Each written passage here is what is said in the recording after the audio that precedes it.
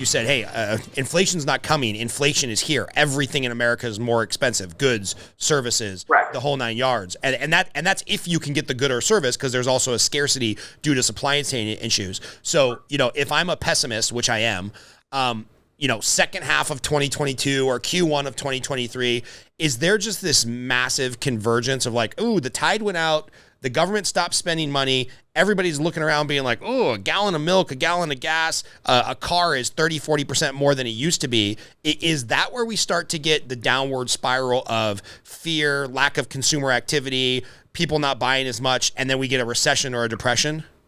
Well, I don't see that anytime soon. Okay. It's way too early for that to happen. Okay. Because next year there's enough economic impetus. Remember, we got the infrastructure bill passed, right? That'll have an impact the second half of next year. We will get some form of this stimulus from the Democrats sometime in probably the first quarter of next year. Right. We'll get something, whatever it is. Not as massive as was initially envisioned, but we'll probably get something. And so that will be stimulus to the economy. And just remember, the Fed hasn't really started being restraining on the economy, right? All they're doing is saying we're going to stop stimulating things.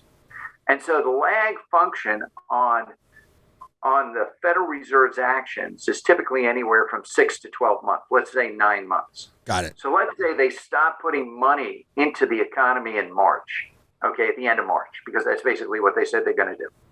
All right. If we go 9 months out, so that means all the stimulus they put in is still going to impact the economy through the end of next year. Yeah. Funny how that always seems to coincide with an election year. Well, we can have a discussion about that too, right? It's right? Okay, because spending by government is correlated to the economic presidential cycle, right? Right. It always peaks the year before and the year of a presidential election, and then it pulls back on the government side. Yeah. And you can show this over time. It's right. It's funny how that happens. But anyway, so you're going to get the stimulus that's going to carry through the end of next year.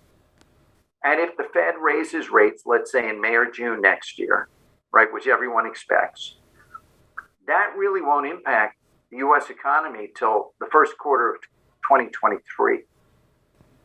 Okay?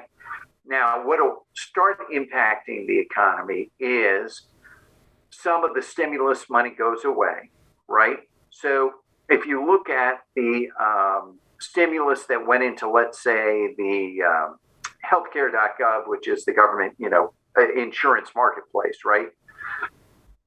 There were additional subsidies during the pandemic for those premiums. Those subsidies are going away. Right. So consumers are going to get hit with an increase in their premiums next year because the subsidies will be less. Okay. But wait, Paul, the Affordable Health Care Act was supposed to dramatically bring down the cost of overall health care. That's what we were sold 8 years ago. No, that's not what it was. That's not what the legislation was designed to do. But that's a whole different. We don't even have time to have that. We'll have you on. We'll have you on for a political only podcast. Okay. All right. If you read the legislation, I didn't read it word for word, but I skimmed it. That is not what the legislation did. Yeah, we know. Okay.